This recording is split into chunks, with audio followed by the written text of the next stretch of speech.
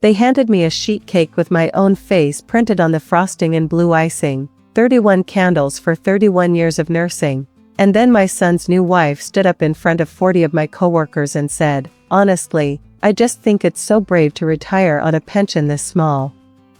Some of us actually planned for the future. The room did that laugh, that nervous little exhale people do when they're not sure if it's a joke. I smiled. I cut the cake. I served everyone a slice before I served myself, the way I have for 3 decades of breakroom potlucks. And the next morning, I called a man named Walter Pruitt, who has handled my private business for 22 years, and I asked him to pull every file on a building at the corner of Delancey and 9th. My daughter-in-law Betrayal did not know that building. She walked past it every single day. She paid rent on the 2nd floor of it. And she had absolutely no idea that the woman she'd just humiliated in front of an entire hospital cafeteria owned it outright, had owned it since before Betrayal was even born, and was holding, in a drawer in her home office, the one piece of paper that explained exactly how Betrayal had gotten the money to open that business in the first place.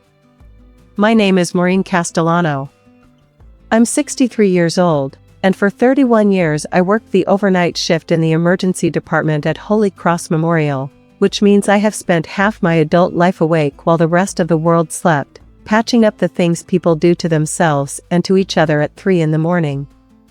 You learn things about human nature on that shift you don't learn anywhere else. You learn that wealth and decency travel in completely different lanes and almost never merge. You learn to read a person's character in about 90 seconds, because you don't have longer than that before the next ambulance comes through the doors. And you learn, eventually, if you're smart and if you're patient, that the safest thing you can ever do with money is make sure nobody knows you have it. I am going to tell you about the night my daughter-in-law called my whole career small in front of a room full of people, and what happened 3 weeks later when she found out exactly who she'd said it to. But first you need to understand my husband, because none of this makes any sense without him. My husband's name was Desmond. Everybody called him Des.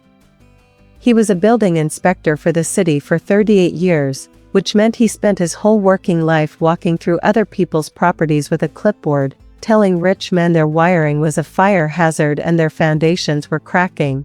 And not one of them ever guessed that the quiet man in the city-issued windbreaker was buying up half-empty storefronts on the side with his own savings, one at a time, the way other men collect stamps.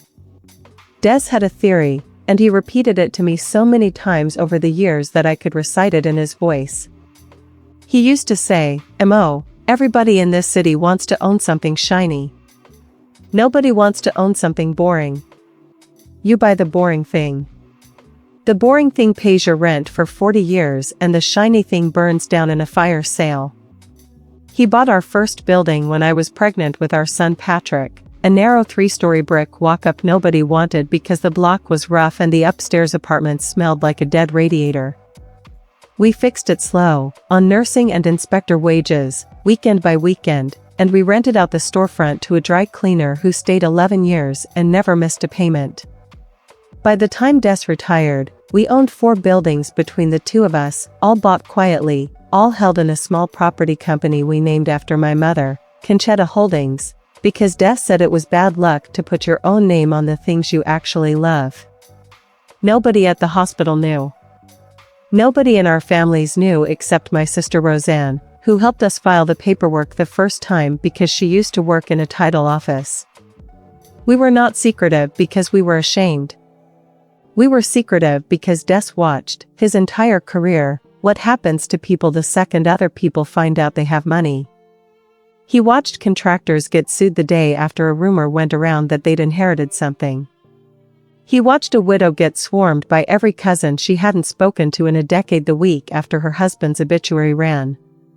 Des used to say money you talk about is money that gets taken from you one favor at a time, and money you keep quiet just keeps working. So we kept it quiet.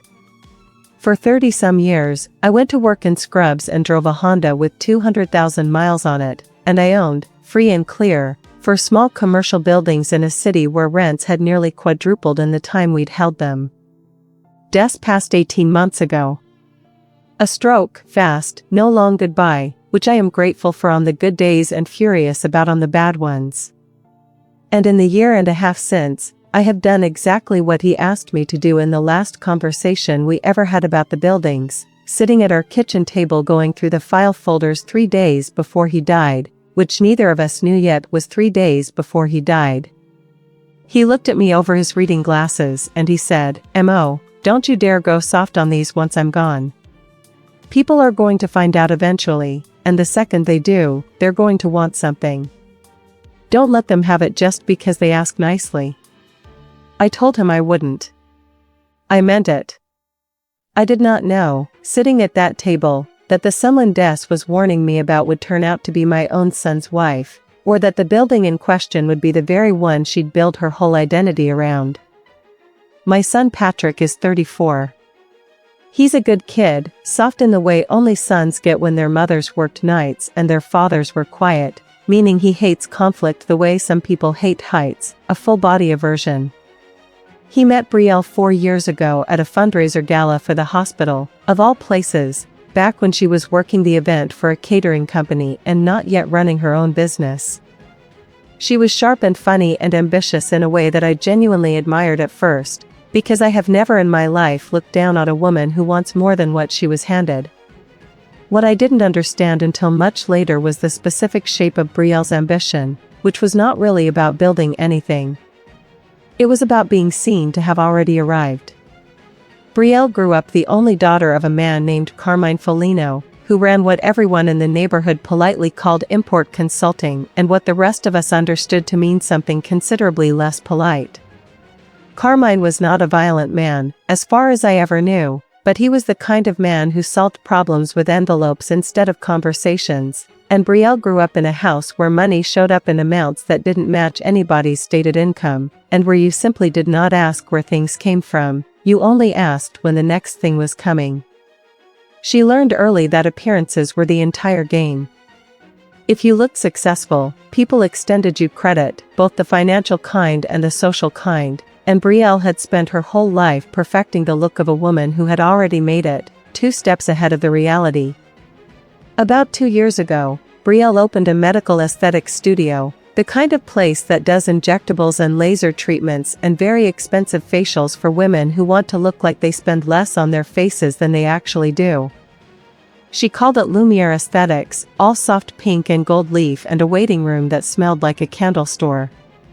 It did well, fast, the kind of fast that made Patrick proud and made me, privately, ask a few quiet questions nobody answered. Patrick told me once, almost bragging, that Betrayal had gotten some startup capital from an old family friend of her dad's, and the way he said it, breezy, unbothered, told me he had never once asked what that meant, because asking would have been a conflict, and Patrick does not do conflict. I did ask, eventually, but not to Patrick. I asked Walter Pruitt, the same lawyer who has filed every piece of Conchetta Holdings paperwork for over 2 decades, because Walter is the kind of man who can find out things quietly, the same way Des and I had quietly built everything in the first place. What Walter found, about 8 months before the dinner I'm about to tell you about, was the first thread in a story that would take almost a year to fully unspool, and at the time I filed it away and didn't act on it, because I had no reason yet to use it. I am a patient woman. I learned patience the way you learn anything in a hospital, by watching what happens to the people who don't have any. Here's where the building comes in, and I need you to really hear this part, because it's the hinge the whole rest of this turns on. 3 years ago, before Lumiere Aesthetics existed, before I even knew Betrayal very well, Conchetta Holdings acquired a 2-story commercial building on a stretch of 9th Avenue that was, at the time, mostly empty storefronts and a struggling dry cleaner. I bought it the way Des taught me, through Walter, through the LLC, under my mother's name, nothing in Maureen Castellano anywhere on the deed. It was, frankly, one of the more unremarkable purchases I'd made, a building I figured would take 5 or 10 years to turn around. I did not pick the tenants personally back then. I had a property management company, run by a quiet, capable woman named Teresa Lynn, who handled leasing, And I told Teresa what Des had always told every manager we'd ever had: rent it to whoever can pay and keep the place decent. I don't need to meet them. I don't want to meet them. Just send me the file once a year. So when Teresa leased the second floor unit to a brand new business called Lumiere Aesthetics 2 years ago, I never saw the application. I never saw the name Brielle Foligno Castellano on a single piece of paper, because by then she'd already taken Patrick's name and I had no reason to connect a new spa tenant to my own daughter-in-law.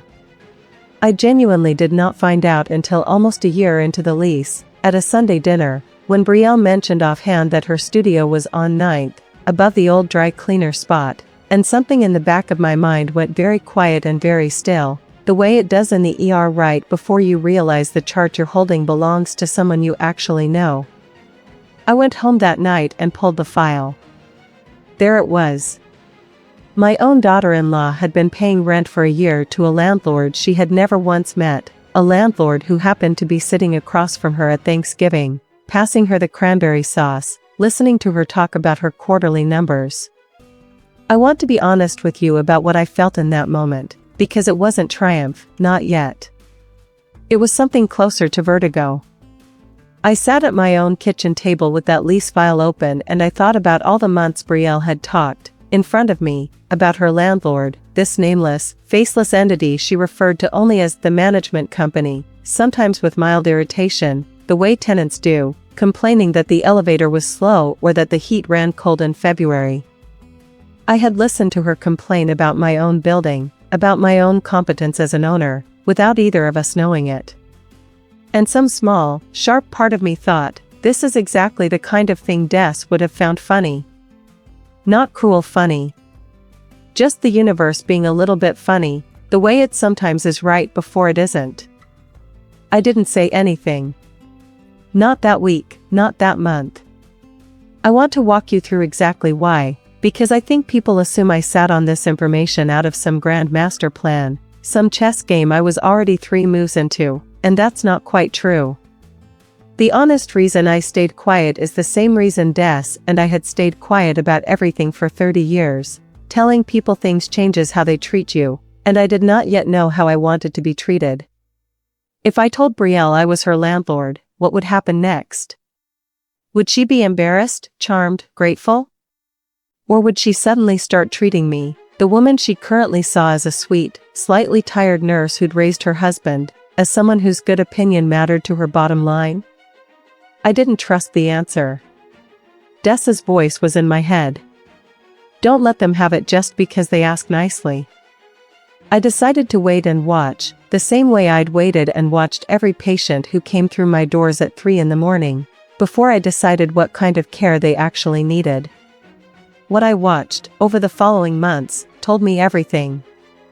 I watched Brielle, who had now been my landlord's secret tenant for over a year, continue to treat me the way she'd always treated me, which is to say with a kind of polished, performative warmth in front of Patrick and a much thinner, more transactional courtesy when she thought no one important was watching.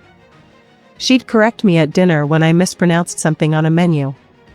She'd mention, not quite to me but near me, how exhausting it was that some people never adapted past their first career, a phrase she used twice in my hearing about nurses who stayed nurses their whole lives instead of going into hospital administration.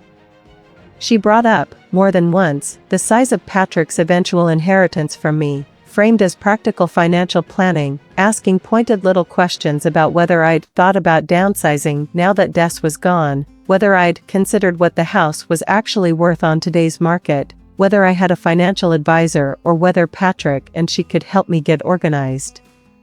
Every single one of these conversations, on its own, sounded like care. Strung together, over a year, they sounded like a woman casing a property.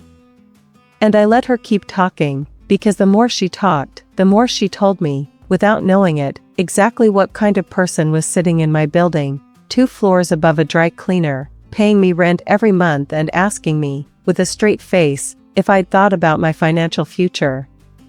Then came the thread Walter had found 8 months earlier, the one about her startup capital. I'd asked Walter, quietly, to look into where Lumiere Aesthetics had actually gotten its opening funds, partly out of plain curiosity and partly because something about the speed and scale of it, a full medical spa build-out, equipment, lease deposits, staff, all within what looked like a 6-month runway, had never quite added up against what Patrick told me about Brielle's modest savings. Walter is not a private investigator, but he is very good at reading public filings, UCC liens, and the trail that money leaves even when people try to make it disappear. What he found, slowly, over months of occasional digging whenever something crossed his desk, was a series of loan documents filed against Lumiere Aesthetics equipment and inventory, structured not as a bank loan but as a private note, the lender listed as a small holding company called Bayside Capital Partners. Bayside Capital Partners, it turned out, after Walter traced 2 layers of ownership, was registered to an address that matched, almost exactly, a property once owned by a man named Carmine Foligno, Brielle's father, the same man whose business associates I'd heard about secondhand for years in the vaguest possible terms. The loan was for $140,000, at an interest rate so low it barely qualified as a loan at all, structured in a way that, Walter explained to me carefully, looked considerably less like a legitimate business loan and considerably more like a way to move money through a clean-looking small business so it could later be reported as legitimate income on Brielle's tax filings. I am not an accountant and I want to be careful here, because I am not accusing anyone of a specific crime I can't prove, but Walter, who has seen this pattern before in his decades of practice, used the words classic laundering structure more than once, and told me, gently, that if this ever came to the attention of the IRS or a state regulator, it would not go well for Brielle, and it would very likely not go well for Patrick either, since Brielle had listed him as a 15% equity partner in the business, on paper, without, as far as I could tell from talking to my own son, ever fully explaining to him where the rest of the money had actually come from. I sat with that information for a long time before the dinner. I did not go to Patrick with it right away, and I want to explain why, because it matters. My son is gentle and he is not stupid, but he is the kind of man who, faced with evidence that his wife might have unknowingly co-signed his name onto laundered money from her father's old associates, would have done what he always does when something frightens him: minimize it, explain it away, find the version of events where nobody he loves did anything really wrong, and go quiet about the rest. I needed him to hear it in a way he couldn't soften. I needed Brielle to know I knew, in a setting where she couldn't simply charm her way past it the way she charmed her way past everything. I was waiting for the right moment, the way you wait, in the ER, for a patient's vitals to actually tell you the truth instead of the story they're giving you at intake. I did not know the moment would arrive at my own retirement dinner, handed to me, gift-wrapped, by Brielle herself, in front of 40 witnesses. The dinner was Patrick's idea, organized with help from my closest work friend, a nurse named Odette who I trained alongside for 2 decades. They rented the back room of an Italian place near the hospital, the kind with red tablecloths and a tray of cannoli that never quite makes it back to the kitchen empty, and they invited my whole department, doctors and nurses and even a few of the EMTs I'd worked with for years. There was a cake with my face on it in blue frosting. There was a slideshow Odette had put together of old hospital Christmas parties, and there was, sitting at the head table next to Patrick, Brielle, dressed for an event clearly more important to her than my retirement, on her second glass of wine, already a little louder than the room. I want to say I had no warning, but I think I did, somewhere underneath. Brielle had been needling me about retirement for weeks, in that same soft-voiced, concerned way, asking whether I'd really thought through the math, whether a pension from a government hospital job was going to be enough to actually live on, whether I'd considered that I'd spent 30 years in a field that doesn't really build equity the way other careers do. Each time, I'd smiled and changed the subject, because I genuinely did not yet know what I wanted to do with what I knew, and because some petty, human part of me enjoyed letting her underestimate me a little longer. I did not enjoy what happened at the dinner. Nobody enjoys their own humiliation, no matter how prepared they secretly are for the punchline underneath it. It happened during the toasts. Odette had gone first, lovely and funny, telling the story of the night I'd talked a terrified 19-year-old through her own father's cardiac arrest in the waiting room because the poor girl had nobody else, and the room had laughed and then gone quiet and then clapped. Patrick went next, sweet and short, the way he always is, thanking me for raising him on night shifts and casseroles and tired hugs at 7 a.m. when he left for school. And then Brielle stood up, glass in hand, and I watched her decide, in real time, that this was her moment to be the funny one, the relatable one, the one who says the thing everybody's thinking. "I just have to say," she started, doing the warm, confiding voice she does for an audience, "I think it's honestly so brave, what Maureen's doing. Retiring at her age on a public pension, in this economy, with no real backup plan." A small laugh, the nervous kind. She kept going. "Like, I love you, Maureen, but some of us actually planned for our future instead of just, showing up and clocking out for 30 years. Not everybody gets to retire into, financial security. Some people actually have to think ahead." She laughed at her own joke, raised her glass a little higher. "To Maureen. Better late than never, am I right?" The room did the half laugh, the one that happens when 40 people aren't sure if they're allowed to be offended on someone else's behalf, and I watched Odette's face go hard and still, and I watched Patrick's smile freeze and crack at the edges, and I felt every single thing Brielle had said land exactly where she intended it to land, in the soft, tired part of me that had genuinely worried, some nights, alone in my kitchen after Des died, whether 31 years of 12-hour shifts had actually amounted to anything that would hold me up.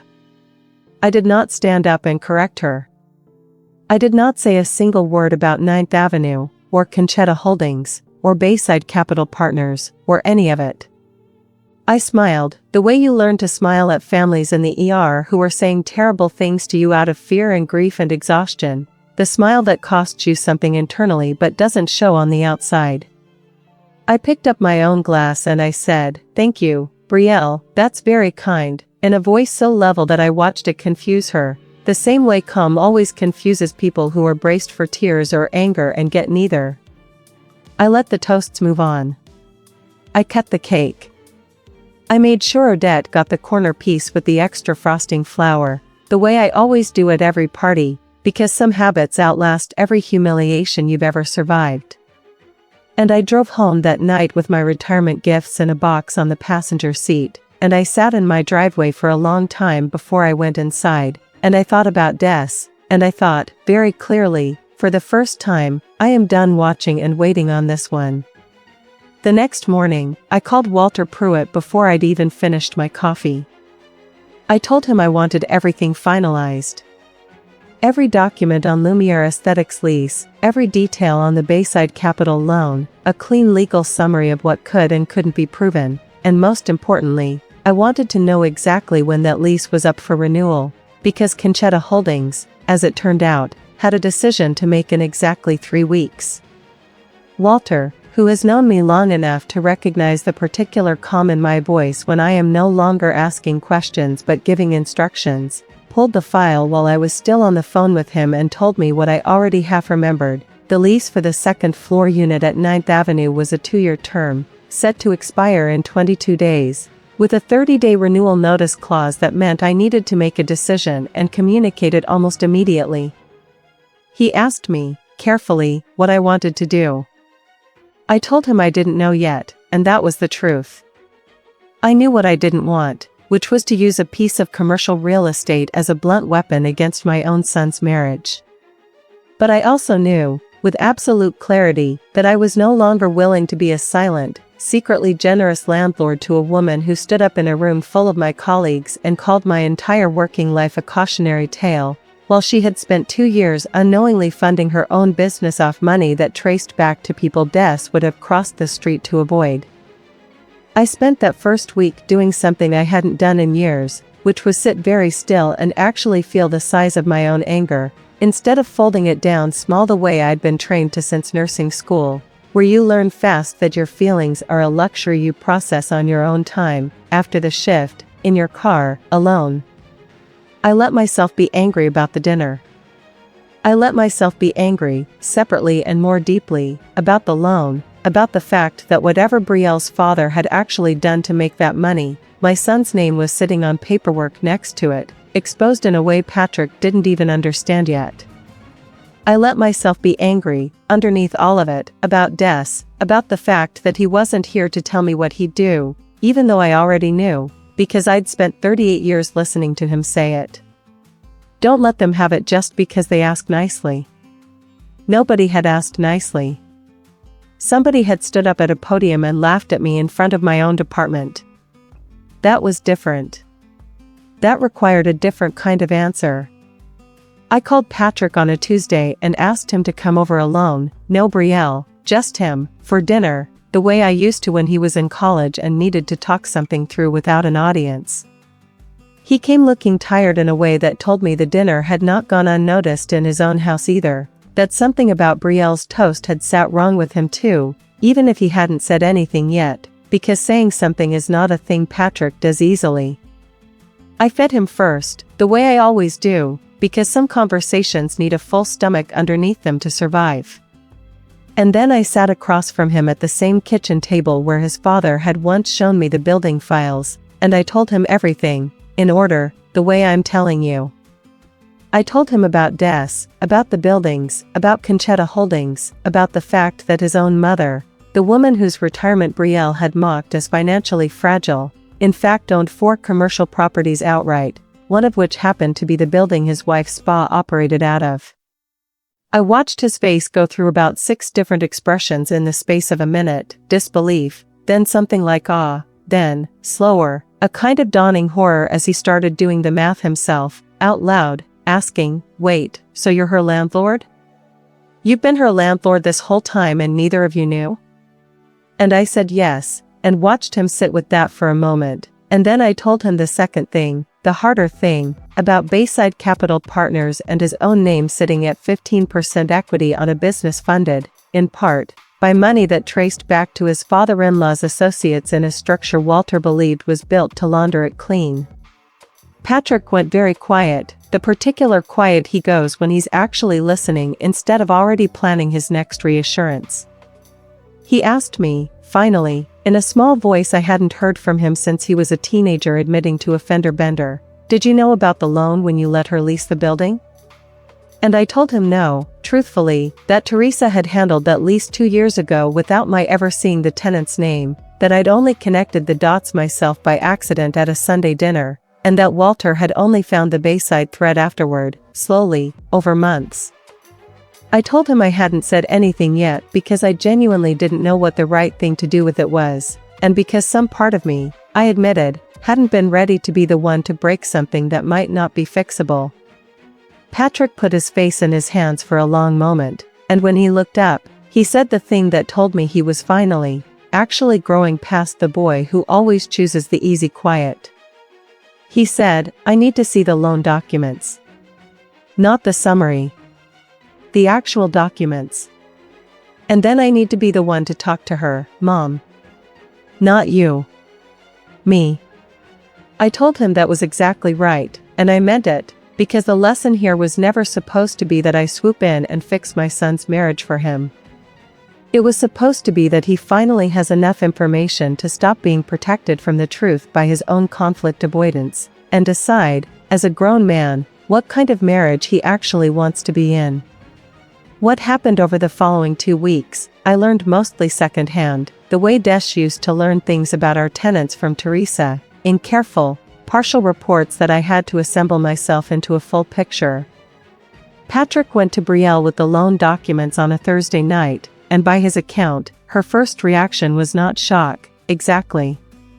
It was something closer to irritation that the subject had come up at all, a flicker of the same instinct I'd watched her use at the dinner, the instinct to locate, immediately, the angle where she was the reasonable one and everyone questioning her was being difficult. She told him the loan was just how my dad's friends do business, that she'd never asked too many questions because you don't ask Carmine Foligno's friends where the money's from, that's just rude, and that Patrick was blowing this way out of proportion because he'd always been weird about my dad. It took him 3 separate conversations, over 3 separate nights, each one slightly more direct than the last, to get her to actually sit with the possibility that her name, and his, were now attached to a financial structure that could have real legal consequences, not because she'd intended to do anything wrong, but because she had simply never once, in 2 years, asked the question that mattered. Where exactly is this money actually coming from, and what does it cost me to take it? By the 3rd conversation, Patrick told me she'd stopped being irritated and started being frightened, which I think was the first completely honest emotion I'd heard about from her in the entire saga, because frightened, unlike irritated, is not a performance. Frightened is what happens when the floor under the performance finally gives a little. In the middle of all that, the lease deadline arrived, because real estate does not wait politely for a marriage to sort itself out. Walter needed my decision. I sat with it for 2 more days, turning it over, and what I landed on surprised even me a little, because it was not what either the angriest version of myself or the softest version of myself would have chosen on its own. I did not evict Lumiere Aesthetics. I did not let the lease lapse out of spite, and I did not quietly renew it and keep pretending to be an anonymous landlord either, letting Betrayal go on for another 2 years thinking her rent checks vanished into the void of a faceless management company. Instead, I told Walter to draft a renewal, a real one, a fair one at market rate, the same terms any other tenant in that building would get, no special favors and no punishment dressed up as policy. But I told him to add one new clause, which is the part of this whole story that I am, frankly, the proudest of. I had the new lease list the landlord, for the first time, not as the anonymous LLC, but with a signature line underneath it reading Maureen Castellano, member, Conchetta Holdings LLC, in plain black ink, so that the next time Betrayal signed her name to that document, she would be signing it directly underneath mine. I delivered it myself. I want you to picture this, because I've replayed it more than once and it still makes something in my chest settle into place. I called ahead, the way you do for any tenant, and told Teresa I'd be handling this particular renewal personally, and Teresa, bless her, who had worked for me for years without ever once needing to know the family drama underneath any of it, simply said, "Of course, Mrs. Castellano, and let me have the morning." I walked into Lumiere Aesthetics on a Tuesday at 11 a.m., past the gold leaf sign and the candle smell and the receptionist who clearly had no idea who I was, and I asked for Betrayal, and I watched her come out of the back room expecting a sales rep or a client and instead find her mother-in-law standing in her own waiting room holding a manila folder. I am not going to pretend the conversation that followed was kind in the soft sense of the word, because it wasn't, not entirely, and I'm not interested in telling you a version of this where I behaved like a saint, because I didn't feel like one. I sat down across from her in one of her own pale pink treatment room chairs, and I told her, plainly, that I was the owner of Conchetta Holdings, that I had been her landlord for 2 years without either of us knowing it, and that I had recently learned the full story of how Bayside Capital Partners had funded her opening costs. I watched every drop of color leave her face.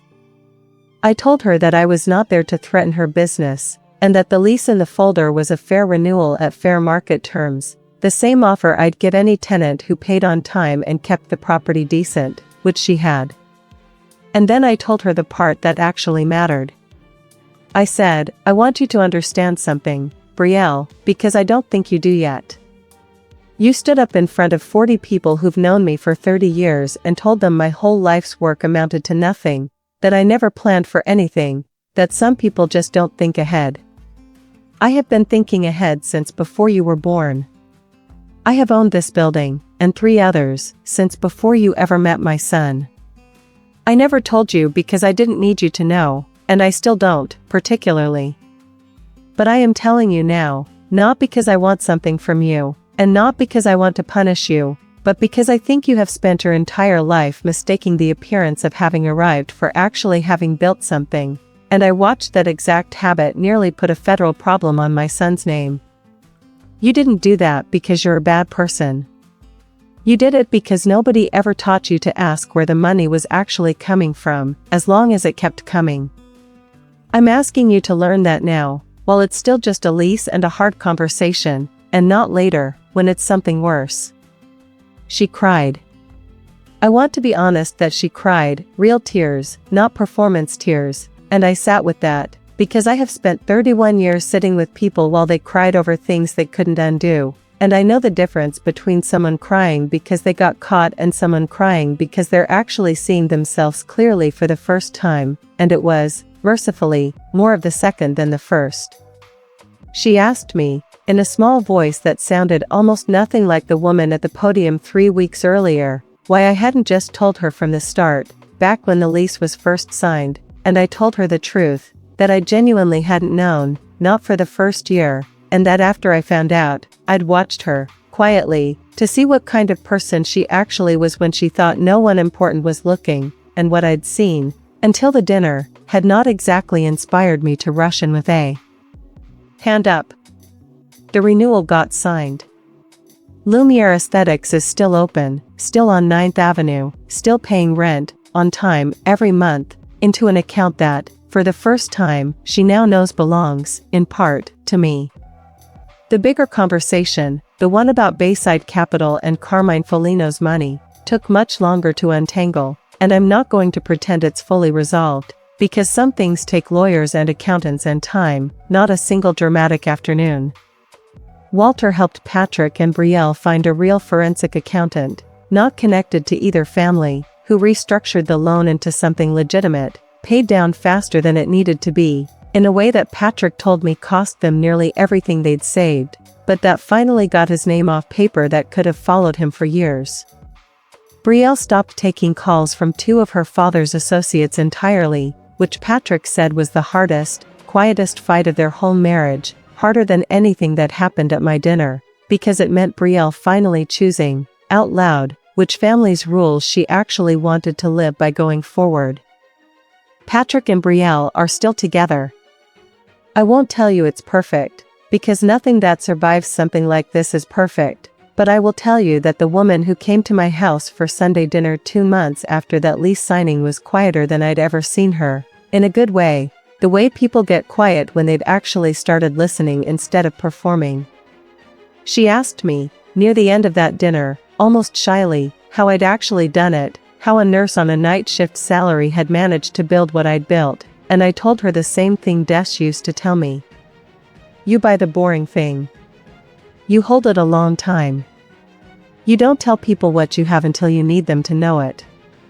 She sat with that for a minute, and then she said, quietly, I don't think I know how to do anything that takes that long, and I told her that nobody's born knowing how, that Des certainly wasn't, that it's just a thing you decide to practice, the same way I once decided to practice staying calm in a trauma bay instead of panicking, badly, on my very first overnight shift, 31 years, and 1 lifetime ago. I retired with a pension some people will always consider modest, and 4 buildings nobody at that dinner knew I owned, and a husband who isn't here to see how the story actually ended, and a daughter-in-law who has, slowly, started asking better questions than the ones she grew up with.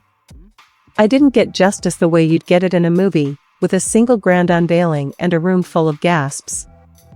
I got it the way Des always told me real things actually arrive, slow, on a Tuesday morning, in a manila folder, signed in plain black ink.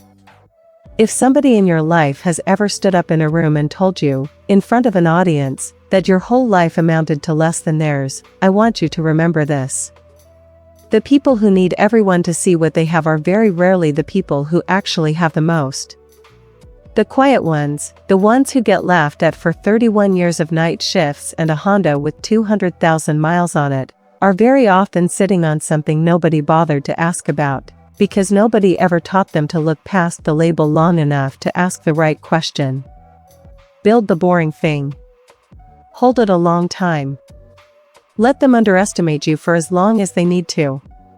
And when the moment finally comes to show them what you've actually been holding, do it the way Des taught me, calm, on your own terms, with the paperwork already signed, and not one single raised voice in the room.